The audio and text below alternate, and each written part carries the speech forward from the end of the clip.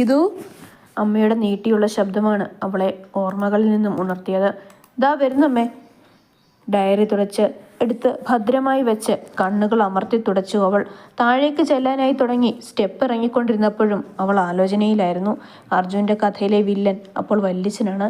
പക്ഷെ ഇതുവരെ തനിക്ക് നൽകാനാവാത്ത സ്നേഹമൊക്കെയും ആ കുറച്ച് ദിവസങ്ങൾ കൊണ്ട് നൽകിയ ആളാണ് വല്യച്ഛൻ. ആ സ്നേഹം സത്യമാണെങ്കിൽ അദ്ദേഹത്തിന് ഒരിക്കലും അർജുനെ ചതിക്കാനാവില്ല. എന്താണ് സംഭവിച്ചതെന്ന് കണ്ടുപിടിക്കണം. എന്തൊക്കെയോ കണക്കുകൂട്ടലുകൾ അവൾ മനസ്സിൽ നടത്തി. ഗീതു. സ്റ്റെപ്പ് കയറി വന്നുകൊണ്ടിരുന്ന അർജുൻ ഗീതുവിനെ കയ്യിൽ പിടിച്ചു നിർത്തി. എത്ര പ്രാവശ്യം ഞാൻ നിന്നെ വിളിച്ചു? നീ ഇത് ഏത് ലോകത്താ? അർജുൻ്റെ ചോദ്യത്തിന് മറുപടി കൊടുക്കാതെ തല കൊമ്പിട്ടവൾ നിന്നു. എന്ത് ചോദിച്ചാലും ഇങ്ങനെ നിന്നോണം. എന്താ നിന്റെ തീരുമാനം? ഞാൻ ചോദിച്ചത്. അർജുൻ പറഞ്ഞു തുടങ്ങിയതും ഗീതു കൈ ഉയർത്തി അവനെ തടഞ്ഞു. സകല ദൈവങ്ങളെയും വിളിച്ച് പ്രാർത്ഥിച്ചുകൊണ്ട് നിറഞ്ഞ മനസ്സാലെയാണ് ഞാൻ അർജുൻ്റെ താലി സ്വീകരിച്ചത്. മരണം എന്നെ പുൽകും വരെ ഇതെൻ്റെ കഴുത്തിൽ വേണമെന്ന് തന്നെയാണ് എൻ്റെ ആഗ്രഹം. അതിനുവേണ്ടി എത്ര വേണമെങ്കിലും കാത്തിരിക്കാൻ ഞാൻ തയ്യാറാണ്.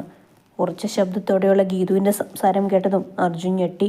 എല്ലാം മതിയാക്കി അവൾ പോകുമെന്നാണ് കരുതിയിരുന്നത്. പക്ഷേ അവളുടെ ഈ തീരുമാനം അവനോടുള്ള സ്നേഹത്തിൻ്റെ പേരിലാണെന്ന് അവൻ അറിയാമായിരുന്നു. അവനെ നോക്കാതെ പോകുന്ന ഗീതുവിനെ നോക്കി അവൻ നിശ്ചലനായി നിന്നു. ഒരു തുള്ളി കണ്ണുനീർ കൺകോണിൽ സ്ഥാനം പിടിച്ചു. കുറച്ചു കഴിഞ്ഞതും പത്മിനിയമ്മ മുറിയിലേക്ക് വന്നു. ഗീതുവിൻ്റെ വീട്ടിലേക്ക് വിരുന്നിന് പോകുന്ന കാര്യം ഓർമ്മിപ്പിച്ചു. അച്ഛനും അമ്മയും തറവാട്ടിലാണെന്നും അങ്ങോട്ട് പോയാൽ മതിയെന്നും പത്മിനി സൂചിപ്പിച്ചു. മാധവന്റെ മുഖം മനസ്സിൽ തെളിഞ്ഞതും അവന്റെ മുഖം ദേഷ്യത്താൽ ചുമന്നു.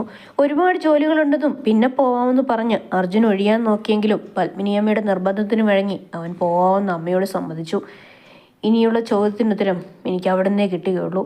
ഇനിയുള്ള കഥ മേലടത്ത് തറവാട്ടിൽ. അവരുടെ സംസാരം കേട്ട് വാതിലിൻ്റെ മറവിൽ നിന്ന് ഗീതു മൗനമായി പറഞ്ഞു. രാത്രിയിൽ എന്തോ ആലോചനയിൽ മുഴുകിയിരിക്കുകയായിരുന്നു അർജുൻ. എനിക്കിട്ടിനി അടുത്ത് എന്ത് പണി തരാമെന്ന് ചിന്തിക്കുമായിരിക്കും. അവൻ്റെ ഇരിപ്പ് കണ്ട് ഇടുപ്പിന് കൈയും കൊടുത്തു നിന്നുകൊണ്ടവൾ മനസ്സിലാലോചിച്ചു. നോട്ടം മാറ്റിയതും തന്നെ നോക്കി നിൽക്കുന്ന ഗീതുവിനെയാണ് അർജുൻ കണ്ടത്. ഗീതു, നീ ശരിക്കും ആലോചിച്ചാണോ ഈ തീരുമാനമെടുത്തത്? എൻ്റെ മനസ്സിലെ മുറിവുകൾ മായ്ക്കാൻ വേണ്ടി പഴയതെല്ലാം ഞാൻ മറക്കുന്നതുവരെ കാത്തിരുന്ന് നീ നിന്റെ ജീവിതം ബലി കൊടുക്കണോ? ഒന്നുകൂടി ആലോചിക്കുക. ഒരുപാട് നാൾ കഴിഞ്ഞിട്ടും എനിക്കൊന്നും മറക്കാനോ ക്ഷമിക്കാനോ കഴിഞ്ഞില്ലെങ്കിൽ അപ്പം നിന്റെ ഈ തീരുമാനം തെറ്റായിപ്പോയെന്ന് നിനക്ക് തോന്നും. എന്താ? പുരികമുയർത്തി അവൻ ചോദിച്ചു. ഒന്നുമില്ല. കാലത്തിന് മായ്ക്കാനാവാത്ത മുറിവുകളൊന്നുമില്ലെന്നല്ലേ പറയാറ്? ഞാനൊന്ന് ശ്രമിച്ചു നോക്കട്ടെ. വേണ്ടേ അർജുൻ, എന്തൊക്കെ പറഞ്ഞാലും എൻ്റെ തീരുമാനത്തിൽ മാറ്റമില്ല. ആത്മാർത്ഥമായിട്ടാണ് ഞാൻ നിങ്ങളെ സ്നേഹിച്ചത്. എൻ്റെ സ്നേഹത്തിൽ എനിക്ക് വിശ്വാസമുണ്ട്. ജീവിതകാലം മുഴുവനും അർജുൻ എന്നോടുള്ള സമീപനത്തിൽ മാറ്റം വന്നില്ലെങ്കിലും ഇന്ന് ഞാനെടുത്ത തീരുമാനമോർത്ത് പിന്നീട് എനിക്ക് കുറ്റബോധം തോന്നില്ല. അർജുൻ എന്നെ സ്നേഹിച്ചിരുന്നത് ആത്മാർത്ഥമായിട്ടാണെന്ന് എനിക്കറിയാം. എൻ്റെ അച്ഛനോട് ഇത്രയും ദേഷ്യമുള്ളത് കൊണ്ട് എൻ്റെ ജീവിതം വേണമെങ്കിൽ അർജുന് നരക തുല്യമാക്കാം. പക്ഷേ അർജുൻ അതിന് കഴിയില്ല. അതുകൊണ്ടല്ലേ എന്നെ അർജുൻ്റെ ജീവിതത്തിൽ നിന്നും ഈ വിവാഹത്തിൽ നിന്നും പോയി ഒഴിവാക്കാനായപ്പോൾ ശ്രമിക്കുന്നത്. ഇനി മറ്റൊരാളെ സ്നേഹിക്കാനോ വിവാഹം കഴിക്കാനോ ഒന്നും എനിക്ക് കഴിയില്ല. അതിനെക്കുറിച്ച് സങ്കല്പിക്കാൻ പോലും എനിക്കാവില്ല. അതുകൊണ്ട് എന്തൊക്കെ വന്നാലും നേരിടാൻ ഞാൻ തയ്യാറാണ്. ഗീതുവിൻ്റെ മറുപടി കേട്ടതും അർജുൻ പിന്നെ ഒന്നും പറഞ്ഞില്ല. വീണ്ടും പുറത്തേക്ക് കണ്ണും നട്ടവനിരുന്നു. ഇങ്ങോട്ട് ആരെങ്കിലും അവിടെ ഉണ്ടോ? 24 മണിക്കൂർ ആ ജനലിൽ കൂടി പുറത്തേക്ക് നോക്കി നിൽപ്പാണ് പണി. ഗീതു ആത്മകഥം പറഞ്ഞു. എന്നിട്ട് അവൻ്റെ അടുത്തേക്ക് നടന്നു. അമ്മ വിളിക്കുന്നുണ്ട്, ഭക്ഷണം കഴിക്കാം, വാ. എനിക്ക് വേണ്ട. അത് കേട്ടതും ഗീതു ചാടി കട്ടിലേക്ക് കയറി. നീ ഇതെങ്ങോട്ടാ? പോയി ആഹാരം കഴിക്കുക. എനിക്കും വേണ്ട. ഗീതു, വെറുതെ കളിക്കല്ലേ, പോയി കഴിക്കുക. രണ്ടുപേരും കൂടി ചെല്ലാതിരുന്ന അമ്മയ്ക്ക് സംശയം തോന്നും. തോന്നട്ടെ. ഒരു കൂസലും ഇല്ലാതെയുള്ള ഗീതുവിൻ്റെ പറച്ചിൽ അർജുന് ദേഷ്യം വന്നു. നിനക്കെന്താ വേണ്ടാത്തത്? അർജുൻ എന്താ വേണ്ടാത്തത്? എനിക്ക് വേണ്ടാത്തത് കൊണ്ട് അതെൻ്റെ ഇഷ്ടം. എനിക്ക് വിശപ്പില്ലെന്ന് കൂട്ടിക്കോ, അതെൻ്റെ കാര്യം, അതിൽ നീ ഇടവേണ്ട. എങ്കിൽ ഇതെൻ്റെ ഇഷ്ടം. ഞാൻ കഴിക്കണോ വേണ്ട എന്ന് ഞാനല്ലേ തീരുമാനിക്കുന്നത്. അർജുനും ഇതിലിടപെടേണ്ട. അതും പറഞ്ഞവൾ കട്ടിലേക്ക് കിടന്നു. ഇനി പറഞ്ഞു എന്നാൽ സംഗതി വഷളാവെന്ന് തോന്നിയതും അർജുൻ താഴേക്ക് പോയി. കുറച്ചു കഴിഞ്ഞതും പ്രതികരണമൊന്നുമില്ലാതെ തിരിഞ്ഞു നോക്കിയപ്പോൾ മുറിയിൽ ആളില്ല. ഇതെവിടെ പോയി? വിരൽ വായിൽ വെച്ച് അവൾ ആലോചിച്ചു. മോളെ ഗീതു. താഴെ നിന്നും പത്മിനിയുടെ ശബ്ദം കേട്ടതും അവൻ അവിടെ എത്തിയെന്ന് അവൾക്ക് മനസ്സിലായി. മോനെ അർജുൻ, ഇതുവരെ എല്ലാം ക്ഷമിച്ച് സഹിച്ചും ഞാൻ നിന്നതേ എനിക്ക് ആ മരമോന്ത അത്രയ്ക്ക് ഇഷ്ടമായേണ്ട. പക്ഷേ ഇനി ആ പരിഗണനയില്ല. ഇയൊക്കെ പ്രതികാരം ചെയ്യണം അല്ലേ? എന്നെ അംഗീകരിക്കാൻ പറ്റുന്നില്ലല്ലേ? ശരിയാക്കി തരാം. അവൾ സ്വയം പറഞ്ഞുകൊണ്ട് എഴുന്നേറ്റ് താഴേക്ക് പോയി. മനസ്സിൽ ആത്മകഥവും പറഞ്ഞവൾ താഴേക്ക് പോയി. താഴെ ചെന്നപ്പോൾ ദേ പ്ലേറ്റിൽ നിന്ന് മുഖമുയർത്താതെ വെട്ടി വിഴുങ്ങുന്നു. ഇങ്ങനെയാണോ ഇപ്പൊ വിശപ്പില്ലെന്ന് പറഞ്ഞു പോയത്? തീറ്റ കണ്ട 2 ആഴ്ച പട്ടിണി കിടന്ന പോലാണല്ലോ. അർജുൻ്റെ കഴിപ്പ് കണ്ട് ഗീതു മനസ്സിലോർത്തു. മോളെ, നാളെയല്ലേ നിങ്ങൾ വീട്ടിലേക്ക് പോകുന്നത്? അച്ഛൻ വിളിച്ചിരുന്നു. തറവാടുമായി കുറച്ചുനാൾ ബന്ധമൊന്നും ഉണ്ടായിരുന്നില്ല എന്ന് അച്ഛൻ പറഞ്ഞു. അതുകൊണ്ട് തന്നെ അവിടെ കുടുംബക്ഷേത്രത്തിൽ എന്തൊക്കെയോ പുനരുദ്ധാരണ ചടങ്ങുകളും മറ്റുമുണ്ട്. 2 പേരും അതിൽ പങ്കെടുക്കണം. അർജുൻ, 2 ദിവസം അവിടെ നിന്നിട്ട് വന്നാൽ മതി. നീ ഓഫീസിലെ കാര്യവും പറഞ്ഞ് വേഗം ഓടിപ്പോരാൻ നിൽക്കണ്ട. വിശ്വനാഥൻ കഴിക്കുന്നതിനിടയിൽ അർജുനോട് പറഞ്ഞു. എല്ലാത്തിനും അർജുൻ ഒന്ന് മൂളിക്കൊണ്ടിരുന്നു. സുഖമായി പോയി വാട്ടോ. ഗീതുവിൻ്റെ നെറുകയിൽ തലോടി അദ്ദേഹം കൈ കഴുകി മുറിയിലേക്ക് പോയി.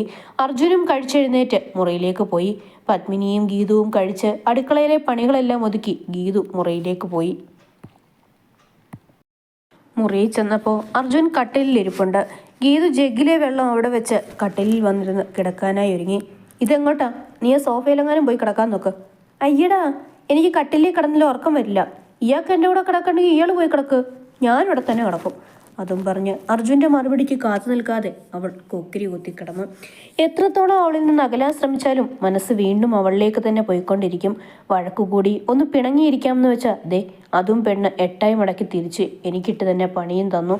ഇന്ന് രാവിലെ വരെ കരഞ്ഞുകൊണ്ട് നടന്നവളാ. ഇവക്ക് എന്താ പെട്ടെന്നൊരു മാറ്റം? എന്തു പറഞ്ഞവളെ ഞാൻ മനസ്സിലാക്കിക്കേണ്ടത്? ഓരോന്നാലോചിച്ച് അർജുനും പതിയെ കിടന്നു. അവൻ ഉറങ്ങിയെന്ന് മനസ്സിലായതും ഗീതു പതിയെ തിരിഞ്ഞു കിടന്നു. കണ്ണീർ സീരിയലിലെ നായികമാരെ പോലെ കടന്നു കരയാൻ എനിക്കിനി മനസ്സില്ല. ഇനി ഇങ്ങോട്ട് പറയുന്നതിനും തരുന്നതിനുമൊക്കെ ഇരട്ടി ഞാൻ തിരിച്ചു തന്നിരിക്കും. എന്നോടിപ്പോൾ കാണിക്കുന്ന ഈ അവഗണന ഓർത്ത് അന്ന് നിങ്ങൾ ദുഃഖിക്കും. നോക്കിക്കോ. ഇത് ഗീതിക അർജുനാണ് പറയുന്നത്. അതും മനസ്സിൽ പറഞ്ഞ് അർജുൻ്റെ നെഞ്ചോരം തലവെച്ചവൾ കടന്നു. ഉറക്കത്തിനിടയിൽ എപ്പോഴോ അർജുൻ്റെ കൈകൾ അവളെ മാറോടടക്കി പിടിച്ചു. ഇരുവരും ഗാഠനിദ്രയിലാണ്ടു. രാവിലെ ആദ്യം ഉണർന്നത് ഗീതുവാണ്. കണ്ണ് തുറന്നു നോക്കിയപ്പോൾ കൈകൾ കൊണ്ട് പൊതിഞ്ഞു പിടിച്ച അർജുൻ നെഞ്ചോരമാണ് അവൾ കിടക്കുന്നത് മനസ്സിലായി. മിഴികൾ ഉയർത്തി അവൾ അവനെ നോക്കി. ഒരു കൊച്ചു കുഞ്ഞിനോടെന്ന പോലെ ആ നിമിഷം അവനോട് അവൾക്ക് വാത്സല്യം തോന്നി. അവൻ്റെ നെറ്റിയിലേക്ക് പാറിപ്പറന്ന് കിടക്കുന്ന മുടിയിഴകൾ അവൾ കയ്യാൽ ഒതുക്കി വെച്ചു. ഉറക്കത്തിൽ എന്തൊരു നിഷ്കളങ്കമായ ഉറക്കം. നിഷ്കളങ്കൻ ഉറക്കമാണെന്നാലോ തനിക്ക് കാട്ടാളെ. ഇങ്ങനെ ഞാൻ എങ്ങനെ മെരുക്കുവാവോ? ആത്മകഥം പറഞ്ഞവൾ അവൻ്റെ നെഞ്ചിലേക്ക് തന്നെ തല വെച്ചു. പെട്ടെന്ന് തന്നെ അർജുൻ എഴുന്നേറ്റു. ഉടനെ ഗീതു കണ്ണുകൾ അടച്ചുറങ്ങും പോലെ കടന്നു. കണ്ണു തുറന്നു നോക്കി അർജുൻ കാണുന്നത് ഒരു പൂച്ചക്കുഞ്ഞിനെ പോലെ തൻ്റെ നെഞ്ചോരം ചേർന്ന് കിടക്കുന്ന ഗീതുവിനെയാണ്. അവൻ പയ്യെ അവളുടെ മുടിയിൽ തലോടി. അവളെ ഉണർത്താതെ എഴുന്നേറ്റു. ഒന്നുകൂടി പുതപ്പിച്ച് അവൻ വാഷ്റൂമിലേക്ക് പോയി. അവൻ പോയതും ഗീതു കണ്ണു തുറന്ന് ചാടി എഴുന്നേറ്റു. അപ്പം കാട്ടാളൻ്റെ ഉള്ളിൽ ഇപ്പോഴും സ്നേഹമൊക്കെ ഉണ്ട്. ബാക്കി കാര്യം ഞാൻ ഏറ്റു. അവൾ എഴുന്നേറ്റ് ഒരു സാരിയും എടുത്ത് അടുത്ത മുറിയിൽ കയറി കുളിച്ചു. അർജുൻ കുളി കഴിഞ്ഞു വന്നതും ബെഡിൽ അവന് വേണ്ടിയുള്ള ഡ്രസ്സ് ഇരിപ്പുണ്ടായിരുന്നു. വേഷം മാറി വന്നിട്ടും ഗീതുവിനെ കാണാത്തത് കൊണ്ട് അർജുൻ അടുത്ത മുറിയിലേക്ക് ചെന്നു. വാതിൽ തുറന്നതും പാതി സാരിയിൽ നിൽക്കുന്ന അവളെയാണ് കണ്ടത്. ഒരു നിമിഷം 2 പേരുടെയും കണ്ണുകൾ തമ്മിൽ ഉടക്കി. പെട്ടെന്ന് തന്നെ അർജുൻ നോട്ടം മാറ്റി. വേഗം താഴേക്ക് വാ എന്ന് പറഞ്ഞവൻ ഇറങ്ങിപ്പോയി. യാത്രയിലുടനീളം അർജുൻ മൗനത്തിൽ തന്നെയായിരുന്നു. ഇങ്ങനെ മൗനവ്രതം തുറന്നാൽ എൻ്റെ പ്ലാനിങ്സ് എല്ലാം കുളമാവുമല്ലോ എൻ്റെ കൃഷ്ണ. എനിക്ക് എപ്പോഴും ചിലച്ചുകൊണ്ടിരിക്കുന്ന അസുഖമാണ്. നിങ്ങൾക്ക് അറിഞ്ഞുകൂടെ? എന്താ ഇപ്പോൾ ഒരു വഴി ഇതിനെ മിണ്ടിക്കാൻ? ഒരു മൂളിപ്പാട്ട് പാടാം. ഉനക്കാകെ വാഴ നിനക്കിറേൻ ഉസിരോട് വാസം പൊടിക്കിറേൻ. ഗീതുവിൻ്റെ പാട്ട് കേട്ട് തുടങ്ങിയതും അർജുൻ തലചരിച്ച് അവളെ നോക്കി. എന്താ ഇങ്ങനെ നോക്കുന്നേ? പാട്ട് പാടുന്നത് കേട്ടിട്ടില്ലേ? പാട്ട് പാടുന്നത് കേട്ടിട്ടുണ്ട്, പക്ഷെ ഇതുപോലെ പാടുന്നത് കേൾക്കുന്നത് ആദ്യമാണ്. അറിയാവുന്ന പണിക്ക് പോയാൽ പോരെ. വാഴ നനയ്ക്കുന്നോ? എന്നാൽ ചേനയും തെങ്ങും എല്ലാം നനച്ചൂടെ? അർജുൻ പുച്ഛിച്ചുകൊണ്ട് ചോദിച്ചു. അത് പാടി വരുമ്പോൾ അങ്ങനെയാവുന്നതാ. ഈ സംഗീതത്തെക്കുറിച്ചൊന്നും അറിയാത്തവർക്ക് അങ്ങനെ പലതും തോന്നും. ഇതാണോ സംഗീതം? കേട്ടാലും പറയും. എന്താ എൻ്റെ സംഗീതത്തിൻ്റെ കുഴപ്പം? ഒരു കുഴപ്പമില്ല. കേൾക്കാൻ നല്ല സുഖമുണ്ട്.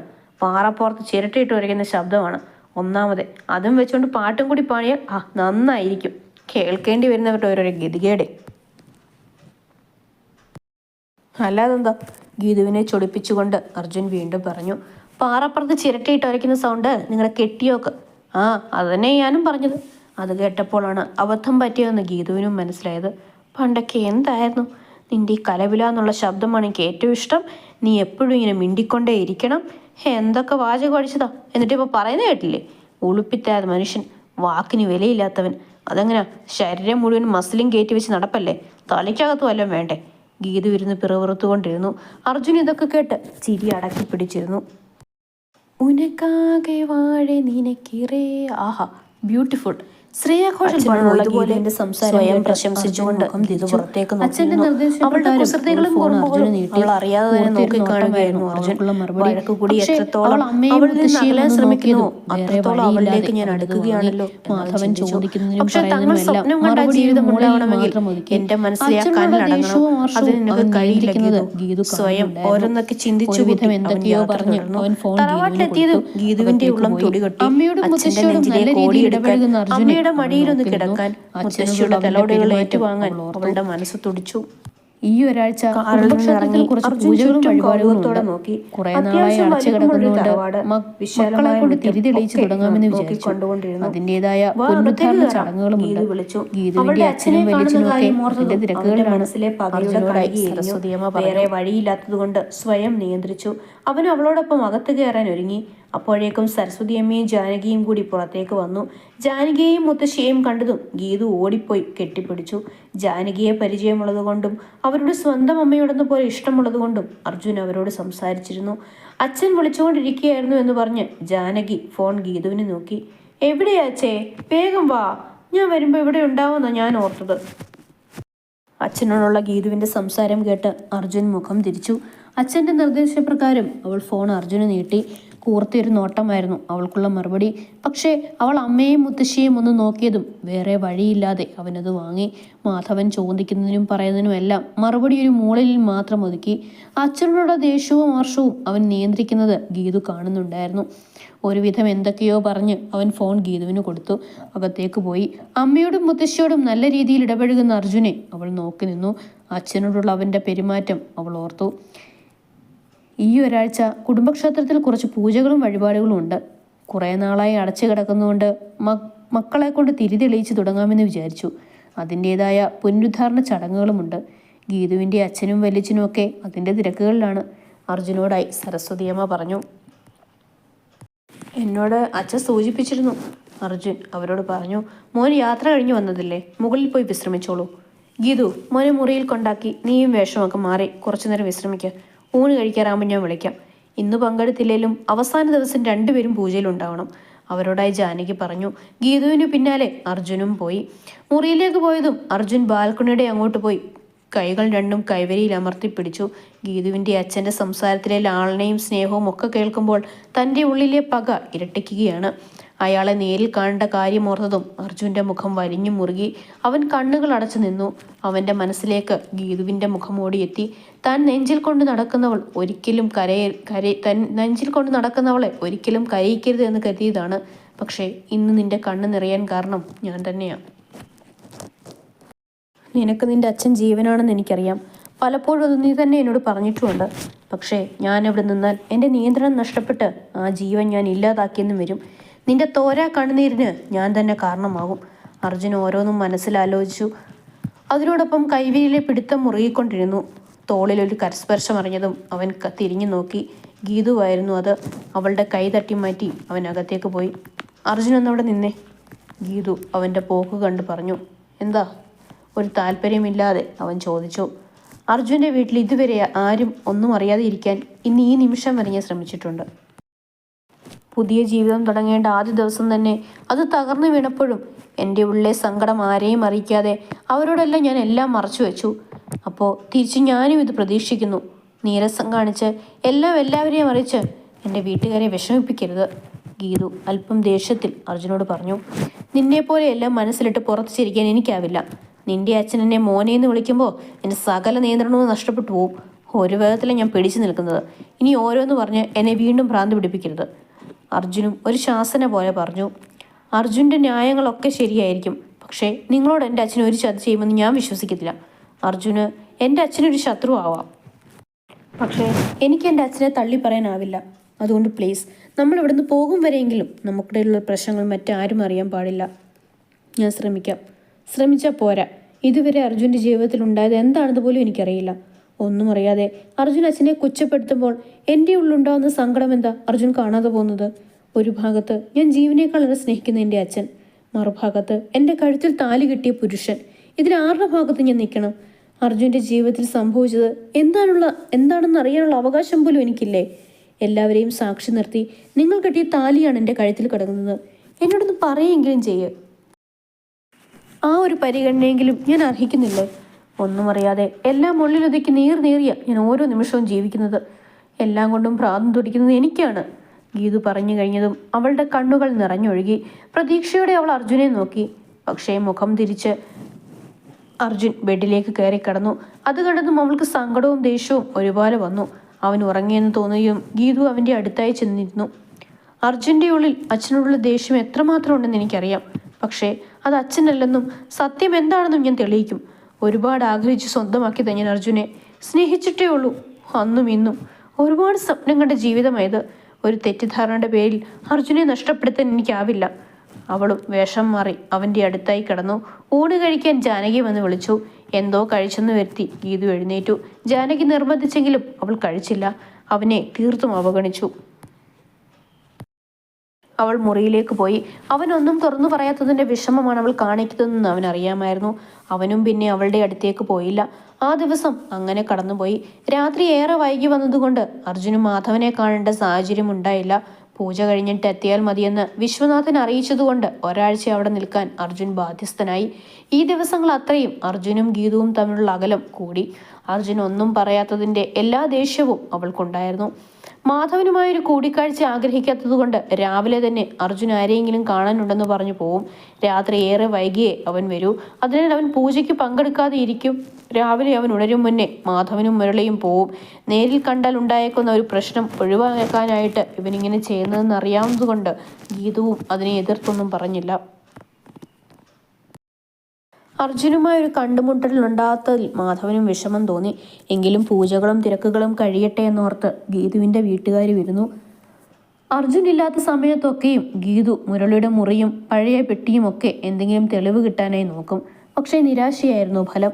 അങ്ങനെ ഇടയ്ക്കൊരു ദിവസം ഒരു ഡയറി അവളുടെ കയ്യിൽ കിട്ടി. ജാനകിയുടെ കണ്ണു വെട്ടിച്ച് അത് മുറി വരെ എത്തിച്ചെങ്കിലും ആർക്കും സംശയം തോന്നാതെ അതൊന്ന് തുറന്നു നോക്കാനുള്ള സാഹചര്യം കിട്ടിയില്ല. അർജുൻ്റെ അവഗണനയും അവളെ തളർത്തിക്കൊണ്ടിരുന്നെങ്കിലും എല്ലാം സഹിച്ചവൾ നിന്നു. ഒഴിവ് സമയങ്ങൾ മഞ്ജുവിനെയും കാർത്തിയെയും അഭിയെയും അനുവിനെയും ഒക്കെ വിളിച്ച് സംസാരിക്കും. അതായിരുന്നു ആകെയുള്ള സമാധാനം. അങ്ങനെ പൂജയുടെ അവസാന ദിവസം അർജുൻ എങ്ങും പോവാതെ വീട്ടിൽ തന്നെ ഉണ്ടായിരുന്നു. പൂജയ്ക്ക് പോവാൻ സമയമായതും ഗീതുവിനെയും കൂട്ടി പൂജ തുടങ്ങും മുൻപേ എത്തണമെന്ന് പറഞ്ഞ് സരസ്വതിയും ജാനകിയും ക്ഷേത്രത്തിലേക്ക് പോയി. അർജുൻ റെഡിയാവാനായി മുറിയിലേക്ക് വന്നതും തലയിണ വയറ്റിൽ അമർത്തിപ്പിടിച്ചിരിക്കുന്ന ഗീതുവിനെയാണ് അവൻ കണ്ടത്. ആദ്യം അത് കാര്യമാക്കാതെ അമ്പലത്തിൽ പോകണം, വേഗം റെഡിയാവാൻ പറഞ്ഞ് കുളിക്കാൻ കയറി. കുളി കഴിഞ്ഞു വന്നിട്ടും ഗീതു അതേ കിടപ്പായിരുന്നു.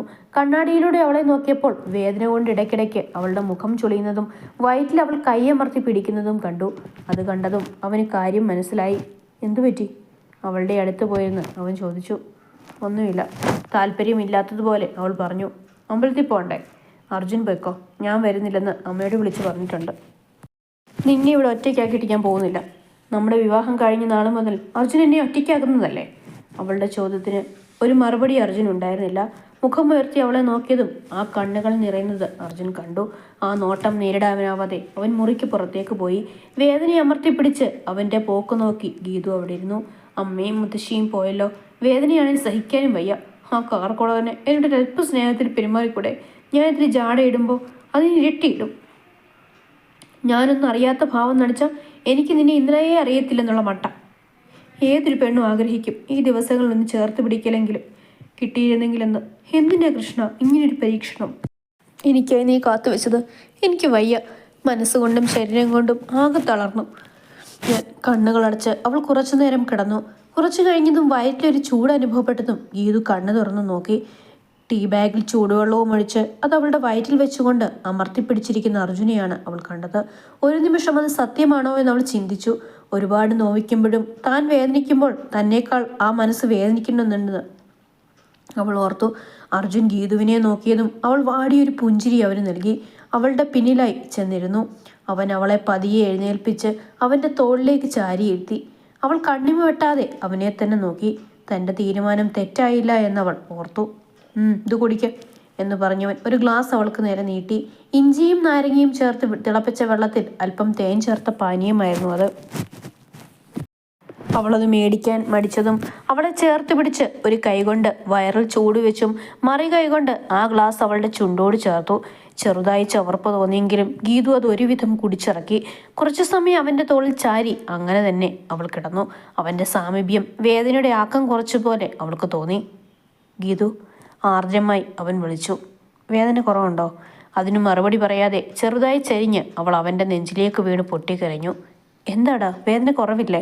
ഹോസ്പിറ്റലിൽ പോണോ? വേണ്ട, എനിക്ക് ഏങ്ങലടികൾക്കിടയിൽ ഗീതുവിന് വാക്കുകൾ പൂർത്തിയാക്കാൻ കഴിഞ്ഞില്ല. പറ മോളെ, എന്താ? എനിക്ക് വയ്യ അർജുൻ, ഈ അവഗണന എനിക്ക് സഹിക്കാനാവില്ല. നീ ഇല്ലാതെ ഒരു നിമിഷം പോലും എനിക്ക് കഴിയില്ല. ഇനിയും എന്നെ വേദനിപ്പിക്കില്ല അർജുൻ. എന്തിനാ എന്നെ ഇങ്ങനെ ശിക്ഷിക്കുന്നേ? എൻ്റെ സ്നേഹം സത്യമായിരുന്നില്ലേ? ആത്മാർത്ഥമായിട്ടല്ലേ ഞാൻ നിന്നെ സ്നേഹിച്ചത്? പിന്നെ എന്തുകൊണ്ടാണ് പകയുടെയും പ്രതികാരത്തിൻ്റെയും പേര് പറഞ്ഞ് എന്നെ അകറ്റുന്നത്? ഓരോ നിമിഷവും നീ എന്നിൽ നിന്ന് കൂടുതൽ അകന്നുകൊണ്ടിരിക്കുക. എനിക്ക് ഈ അകൽച്ച സഹിക്കാനാവുന്നില്ല. മരിച്ചു പോവും ഞാൻ. ഏങ്ങലുകൾക്കിടയിൽ വാക്കുകൾ അത്രയും മുറിഞ്ഞു പോയെങ്കിലും അവളുടെ കണ്ണുനീർ അർജുൻ്റെ നെഞ്ചു നനച്ചു. ഇല്ല മോളെ, ഇനിയില്ല. നീ വേദനിക്കുമ്പോൾ നിന്റെ കണ്ണ് നിറയുമ്പോൾ ഉള്ളുകൊണ്ട് നിന്നേക്കാൾ നോവുന്നത് എനിക്കാ. ഞാൻ കാരണമാണല്ലോ എന്ന് ഓർക്കുമ്പോൾ ആ വേദന ഇരട്ടിയാവും. ഇനിയും ഞാൻ കാരണം എൻ്റെ കണ്ണ് നിറയില്ല. പകയേക്കാളും എൻ്റെ മനസ്സിലെ മുറിവുകളെക്കാളും എല്ലാം എനിക്ക് വലുത് നീ തന്നെയാണ്. ഇനി ഞാൻ എൻ്റെ മോളെ വേദനിപ്പിക്കില്ല. ഈ കണ്ണ് ഞാൻ കാരണം നിറയില്ല. എല്ലാം മറക്കാൻ ശ്രമിക്കുക ഞാൻ ഇന്നു മുതൽ. നിന്നെ വിട്ടുകളയാൻ പറ്റുന്നില്ലടി എനിക്ക്. വേണം നിന്നെ. നമ്മൾ ആഗ്രഹിച്ചൊരു ജീവിതം എല്ലാം എൻ്റെ മനസ്സിൽ കിടന്നെരിയുന്നുണ്ട്. പക്ഷെ നിന്നെ വേദനിപ്പിച്ചിട്ട് ഒന്നും വേണ്ട. ഒരുപാട് വേദനിപ്പിച്ചെന്നറിയാം. എങ്കിലും ചോദിക്കുക, ക്ഷമിക്കാൻ പറ്റുമോ എന്നോട്? എല്ലാം നീ അറിയണം. എന്നിട്ട് നീ തരുന്ന എന്ത് ശിക്ഷയും ഞാൻ ഏറ്റുവാങ്ങാൻ തയ്യാറാണ്.